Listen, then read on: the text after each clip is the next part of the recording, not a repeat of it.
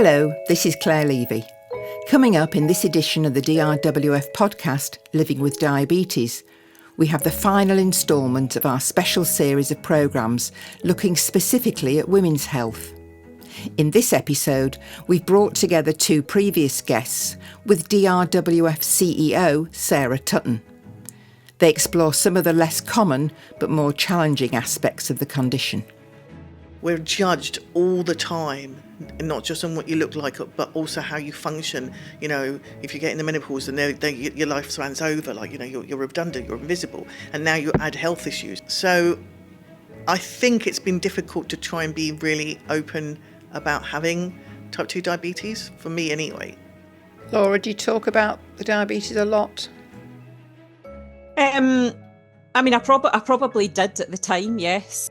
I know that I'm supposed to be having annual checkups because my risk of developing type 2 diabetes after having gestational diabetes is quite high. And that is not something that I do, that I should be more proactive about.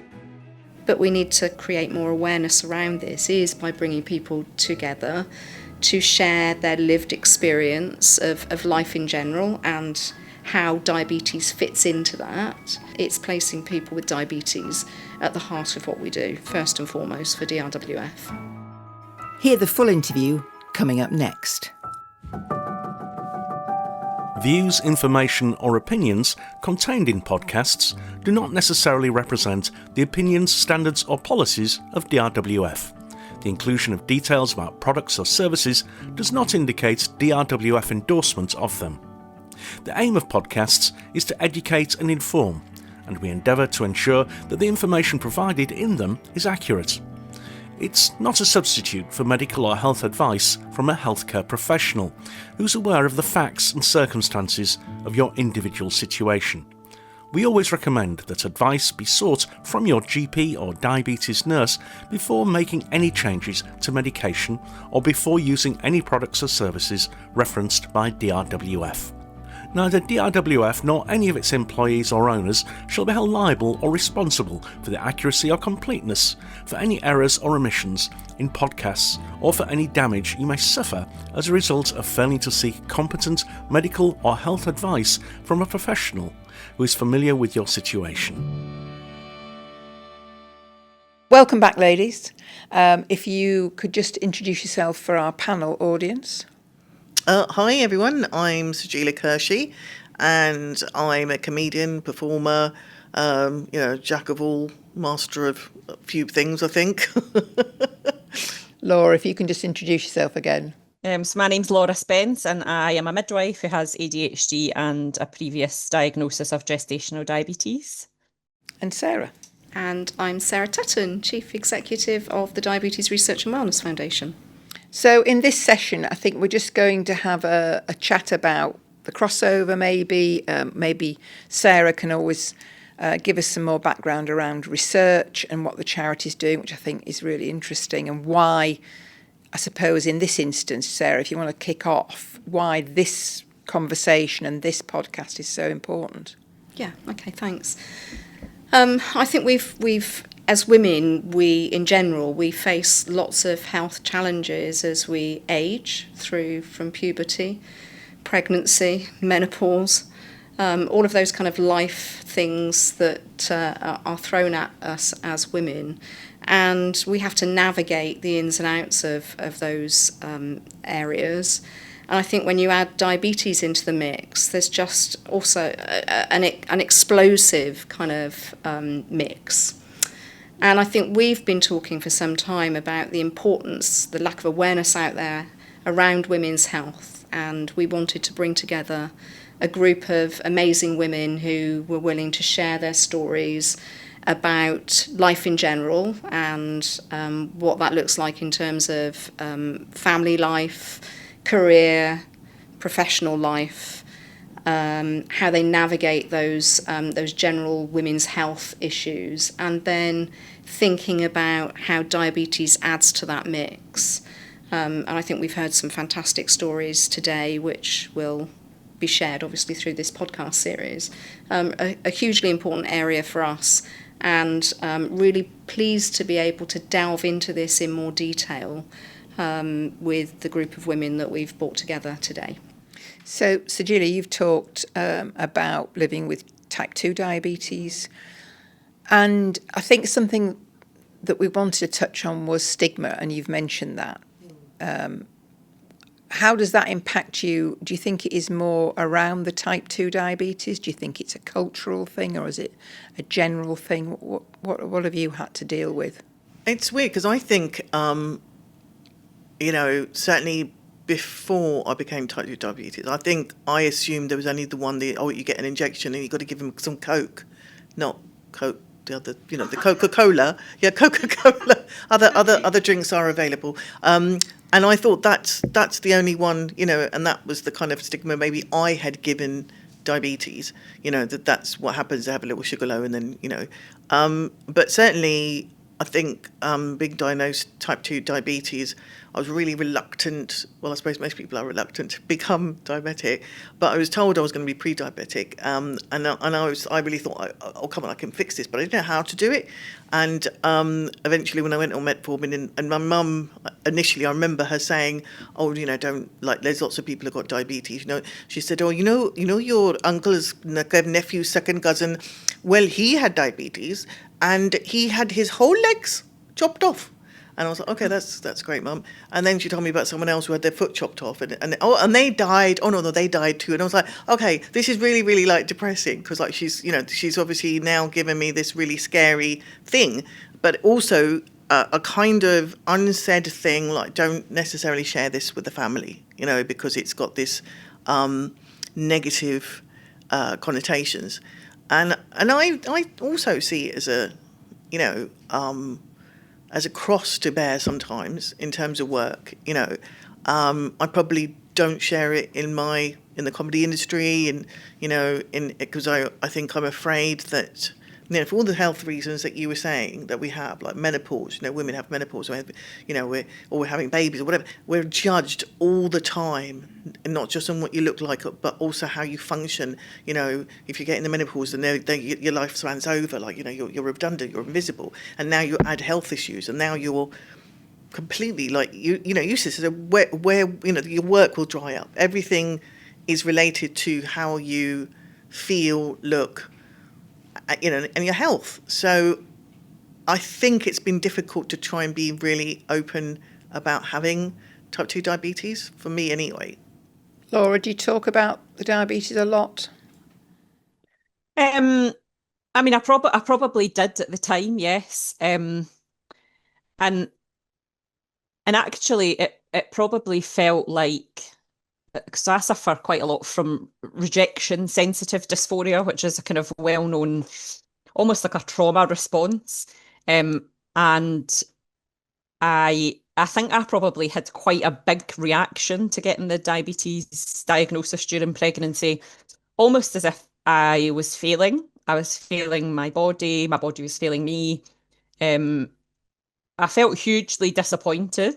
I remember crying a lot after them telling me, but that potentially was because I knew how the consequence might play out, because I had a sort of set of ideals in my head about what this birth would look like for this third baby. And, almost instantly when I got that diagnosis, I kind of knew all of that would have to be undone, and I'd need to go back to the drawing board to try and make a new plan. So yeah, I think for me, I probably had quite a dramatic reaction to it. I don't know that I necessarily talk about it an awful lot now. I know that I'm supposed to be having annual checkups because my risk of developing type 2 diabetes after having gestational diabetes is quite high. And that is not something that I do, that I should be more proactive about.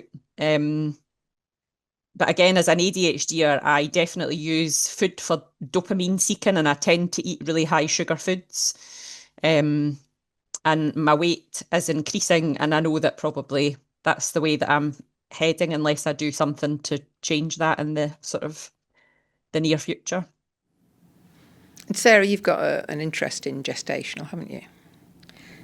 Yeah, I have. So my daughter had undiagnosed gestational diabetes in a recent pregnancy. And I've seen how that has traumatised her somewhat.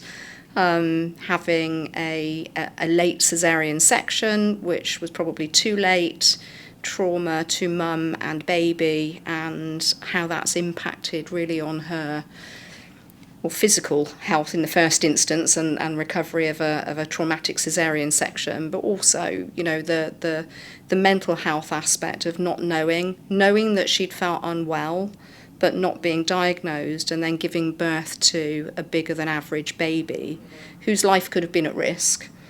And how that impacts then on how you feel about that birth experience. And she's also now in that place whereby she's wondering what the future holds. I've had a bigger than average baby. What does that mean in terms of any future health risk for him? She's also going for a diabetes test herself in a few weeks' time. And of course, working in the field of diabetes, I've given her a list of questions that she needs to ask and interrogate her healthcare professional with, because there's a huge background of diabetes in her father's side of the family, type 1 and type 2. So I think, doing what we do best, we put all of those things together and sometimes come up with the wrong answer. But the fact that she's gone through this recent experience has just kind of put diabetes front and centre for her, and just really keen to understand what that means now in terms of future risk of type 2 diabetes.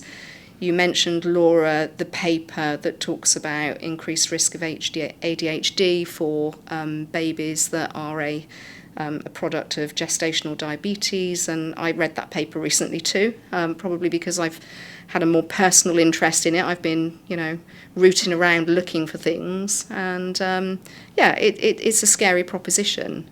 Just makes you wonder how many women are missed with a diagnosis of gestational diabetes. Yeah, and actually, it sounds as if your daughter's had a really traumatic experience, and I hope that she's got the right support in place for that, to work through that, because that is a huge birth trauma, and that then has a huge impact then on, her navigating her way through parenthood in those early months and years. It's really tricky. We've looked maybe or touched on hormonal changes on insulin sensitivity during menstruation, pregnancy, menopause. Is there anything there, Laura, that you would want to look at about managing diabetes and those hormonal changes, maybe with your experience around pregnancy? Well, what sprung to mind when you were talking there about hormonal changes was polycystic ovarian syndrome. So I currently work in the field of sexual health in a sexual health clinic for a local charity. And I see quite a lot of women who have a diagnosis of polycystic ovarian syndrome. And obviously with that comes insulin resistance. And lots of women who have PCOS will also will sort of display symptoms of ADHD as well, which is a really interesting correlation, because of course, if you have polycystic ovarian syndrome, then you go on to have a baby, you're more likely to have gestational diabetes. And therefore, then that research paper suggests that you're more likely to go on and have a child with ADHD. However, what I would say is that actually, as a woman with ADHD, my food habits tend to be I make poorer choices depending on whereabouts I am in my menstrual cycle. So typically in the week before my period is due to come, my estrogen level is low, my progesterone level is high, but also then my dopamine level is low because my estrogen's low, and estrogen and dopamine are like BFFs. If one is high, the other one's high, and that's when we feel better. When progesterone levels are higher, I'm hungrier, and because my dopamine's lower, I'm more likely to reach for donuts, sugary foods, high carbohydrates than I am those healthier options. And I just wonder how much that has to play in all of the hormonal factors. And I guess it's another area of women's health that's just not well enough researched. Yeah. Sajeela, I'm sure you've got something to add there Yeah, about no, hormones. I was going to say that I do remember when I had my periods, I used to always get like those really must have. My go-to was Cadbury's fruit and nut. Other chocolates available. That fruit and nut, anything like was crunchy. I think there was a bit of aggression as well, and also the sweet tooth. And I couldn't, it wasn't like I had no control over it. It was like, I know that sounds ridiculous. I mean, you don't have to say yes, but I would have that. I must have some sugar. Obviously I don't know the ins and outs of the estrogen, and I still don't know, even though I'm going through all of it now, so I should probably do a bit of research on that. And in terms of now, I would not have put menopausal symptoms together with it affecting diabetes, and that has really been mind blown, because that explains a lot. I think as women, we talked about like trying to ignore these things like the menopause. It happens to all of us, and we're supposed to just get on with it. All our rites of passage in terms of what happens to our bodies. You have your first period, but it's all really quite traumatic. And nobody really, and we are just supposed to just slide through puberty, slide through pregnancy, and then the menopause, you just kind of accept it. But actually, it is difficult. It's huge changes that we are not given the time and space to experience, and then you add the complication of diabetes. Of course, it makes sense that it's gonna go into battle together to affect your body, both mental and physical well-being. And we were talking earlier about advice and information. It's very easy to get sucked into this is bad for you, that's good for you. Yeah. It's you've got to keep on top of, well, what's my source of information, and is it Yeah, if the source says I can eat chocolate and all the goody stuff that I really like, I'm like, look, turns out we were wrong. We can eat sweets, we can have cake. Turns out it was all wrong, the studies. That's not, by the way, please don't, if anyone's listening to this, it really isn't. The rules have not changed. It's still bad. but in moderation? In moderation. Everything, and I think that's it. I think moderation is a really key word in terms of managing, diabetes. I think we're too strict with ourselves. Like, we can't have any of this. Got to cut it all out. It's all in or all out. And I think moderation has been a really, really interesting word for me. But you talked about portion size earlier. Portion size, yeah. Portion size, because South Asian people, we, like we're talking about rice portions, and if you've got a big plate, that big plate needs to be filled up with all of the rice. So it's rice. That's probably a whole family's rice in a non-South Asian household, and then you've got the curry on top, and then you can't waste food, because that's not on. You don't waste food, so you've got to eat all of it. But yeah, so the portion control has been really, and actually I am better with rice, and especially since I discovered you can freeze it and then have it after you defrost it, because it gets rid of the, what was the thing? Lowers the glycemic index. Yeah, so that's that. And again with bread, it doesn't make it. So this is the thing about moderation. It's not made it good for you. It's made it better for you. So therefore, I can have that piece of toast from the freezer. And to be honest, it's so tiring to kind of defrost it in the micro. Anyway, but to kind of make it that I won't over-exceed on eating that. Whereas I might have gone through a whole loaf of bread when it was nice and fresh and and delicious. I was talking about chapatis earlier on. Like, if you make fresh chapatis, there's nothing more delicious than fresh chapatis straight off the pan. And my grandmother used to ban anyone eating something straight off the pan because they'll eat more of it. So, yeah, I guess it's like trying to find little ways to moderate. Yeah, moderation. I think that's the key word. Yeah. And I guess that sometimes it can start as those micro moderations almost, like what you're saying about your nan preventing someone eating it straight off the pan. Then that's like a micro moderation, isn't it? Like, well, we're not going to do that. We're just going to eat what you've been assigned type thing. But again, as someone with ADHD, moderation is really difficult because I'm absolutely all or nothing. And I find it really difficult to get a good balance between exercising 2 to 3 times a week or no exercise at all versus no, I have to do it 7 days a week because if I'm not doing it, then I'm not doing it right. I think it's really difficult to get that balance right in my head. Do your family help? Do your family help? I'm thinking, if you are madly macrameing or crocheting, do they just sort of say, "Oh, mum's on it again. What's wrong with mum?" They'll say, why is mum hyper focusing on something? Because and my husband has been very good at beginning to notice these things now. Like, right, okay, well, you've been on this now for like 4 days. Something is simmering under the surface. Like, what is it that you're lacking right now that you're seeking in other ways? But I've not really learned to take that without being offended now. I'll be like, "Oh, shut up, I'm just interested in it. Don't you try and tell me what to do," type thing. So yeah, I mean, we get there, but it's almost a bit like I heard someone describe ADHD as being a Ferrari brain, almost like your brain is driving a Ferrari car with the brakes of a bicycle, that you're trying to slow it down, but you almost can't. Because if you can't go full pelt, then you almost feel as if there's no point in doing it then. But I think I'm definitely, the more I understand about myself, which is why I'm such a huge advocate for, lots of people say, "Oh, don't label your children. You don't want a label for this, that, or the next thing." But actually, labels are so important because regardless, you're going to get labelled. People will give you alternative labels like you're lazy, you're too much, you're too emotional, you're too chatty.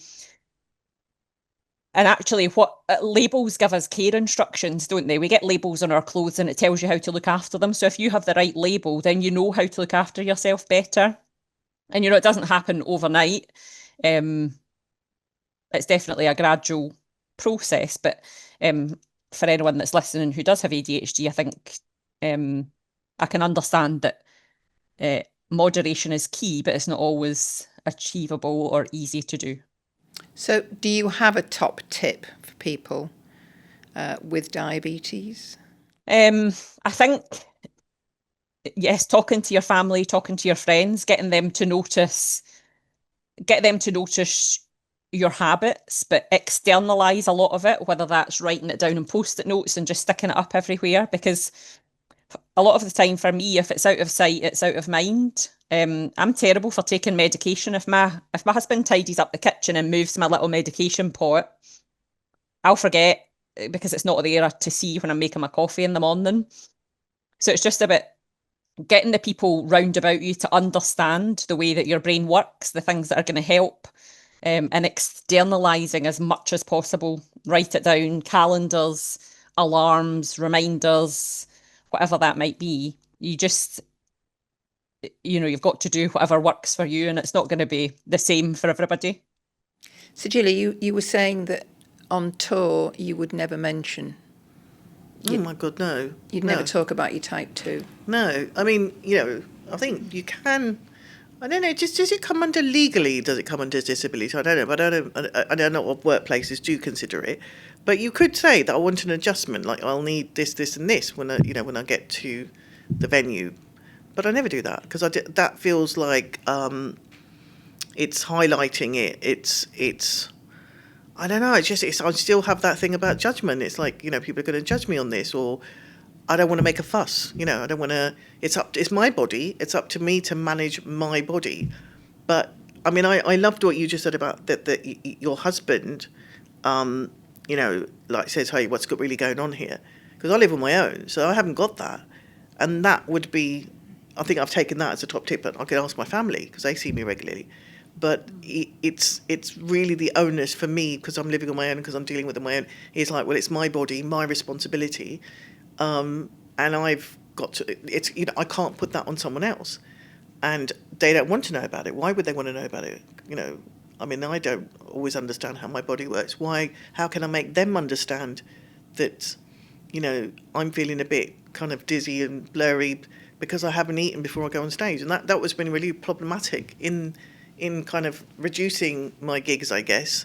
So I'm already doing that myself to look after me. I don't need someone else now to not book me because, they think I'm going to be a liability of some sort. Oh, that's so sad to hear that, though, isn't it? That's the kind of society that we're living in, is that we have those assumptions that we're going to be causing a problem. But actually, that's what equity is about, isn't it? It's about leveling the playing field. And somebody in your position, for example, that's not diabetic doesn't need all of those things. So therefore, it's not equal for you Yeah, I in know. that sense. And I think diabetes is a protected characteristic among the Equalities Act. So it's something that you certainly can ask for reasonable adjustments for. Not easy to do though. No. From the work that the charity's done, I think you're more than aware of bringing people together to talk and how much support that gives to people living with all forms of diabetes. Yeah, absolutely. I think just to pick up on Sajeela's point about judgment, not wanting to be judged or seem to be making a fuss, is something that as women we see all the time. Not wanting to say to your employer, I've got brain fog going on at the moment, it's the menopause, it's the time of my, it's the time of life. I don't want anyone to think less of me being capable of doing my job, etc. So you don't make a fuss about it. And I think that's something that's kind of like instilled in us. But we need to kind of get over that, and one way that we can create more awareness around this is by bringing people together to share their lived experience of life in general and how diabetes fits into that. So as Claire knows, having worked with the charity for quite some years now, we spend a lot of time scoping out projects that we really feel we put people with diabetes at the heart of. And that's not just paying lip service by having asked one or two people what they think of this. It's actually bringing those people on board from the outset of a new project, using them to inform our scoping group and our focus group activity to ensure that we understand who the audience for that resource is, what those accessibility needs are. Laura, you said earlier that there's a lack of resources for people that are living with neurodiversity, and maybe there are gaps to be plugged there. We believe that there are, particularly when you're living with something like neurodiversity and diabetes. But it's about putting people with diabetes at the heart of what we do and crafting resources that we believe really make a difference, really meet a need in whatever way we produce those, whether it's patient information literature or whether it's video resources, podcasting like this, sharing just informative and informal lived experience, whatever that is, it's placing people with diabetes at the heart of what we do, first and foremost for DRWF.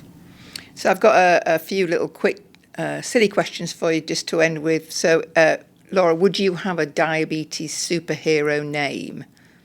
Oh God, you want to come back to me on that? Because I've got a really slow process and it'll take me 3 to 5 working days to come up with that.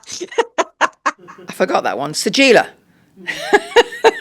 What's your superhero name? My superhero name would be diabetes related. Yeah. All the sugar in the world. Woman. Woman. Yeah, at the end it was woman, yes. Fantastic. So which would you rather have, a lightsaber or a magic wand?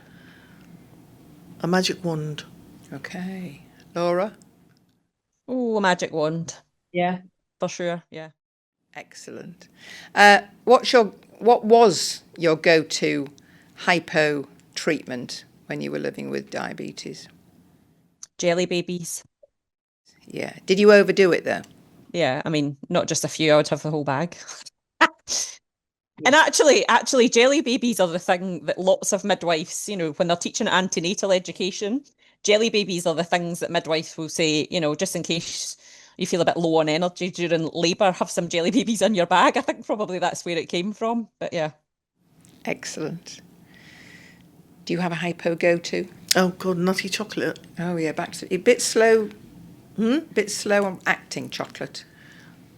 Yes, that is a problem. that obviously my super character will combat and cure, because the super character is going to be all the sugar in the world, will allow you to do that. And it's magic sugar, right? Magic sugar, people. So it will not make me spike. Have you come up with your superhero name yet, Laura? But it's inappropriate. I can't navigate away from it. Sounds more like a porn star name. Oh, go on. Sugar tits. Oh, I love it. I love it. I love it. Well, on that note, can I thank you all for doing the panel, and Laura for dialing in, and wish you all the best. DRWF, staying well until a cure is found.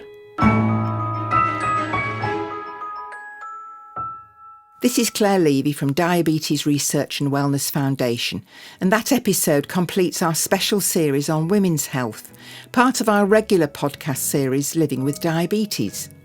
You can find helpful guidance on all aspects of diabetes, together with details on how to support the charity, fundraising events, news and information on our website at drwf.org.uk.